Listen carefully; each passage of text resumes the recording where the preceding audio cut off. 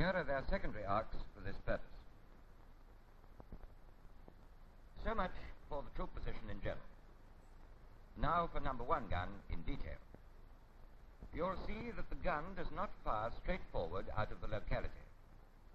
There are 2 good reasons for this. Firstly, the gun must not be overlooked by the enemy's OP.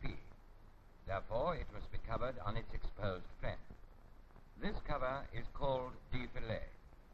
If it is solid, so much the better. And secondly, we wish to hit the attacking tanks in the side where their armor is thinner. This fire from a flank is called enfilade.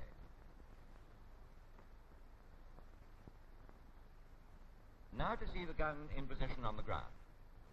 Here it is. You can't see much, nor should you.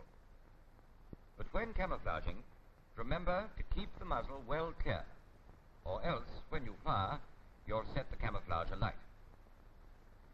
If to avoid this, you have to throw off your camouflage at the last moment, it means delay, and more important, obvious movement. This is fatal. Remember, the enemy is always watching for movement. He'll destroy your gun before he attacks if he can spot it. Conceal it, therefore, as well as you can, but not so well that the camouflage has to be discarded before going into action. As you can see better without the camouflage, we are leaving it off for the rest of the film.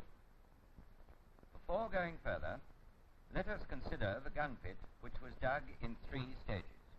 Firstly, a simple circular pit, enlarged at the rear to give room for movement of the detachment, with 2 slits cut for the trail legs.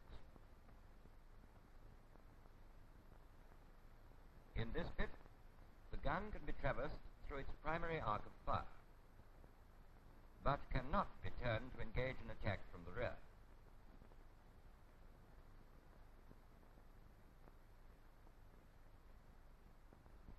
As soon as possible, therefore, alternative spade holes are dug, and the pit is slightly enlarged so that the detachment have room to work whichever way the gun is pointing.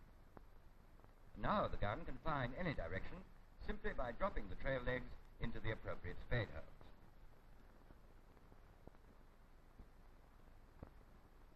Lastly, the pit is dug out all round to the length of the trails. Now the gun can be swung round to fire in any direction, without the detachment having to leave the shelter of the gun pit.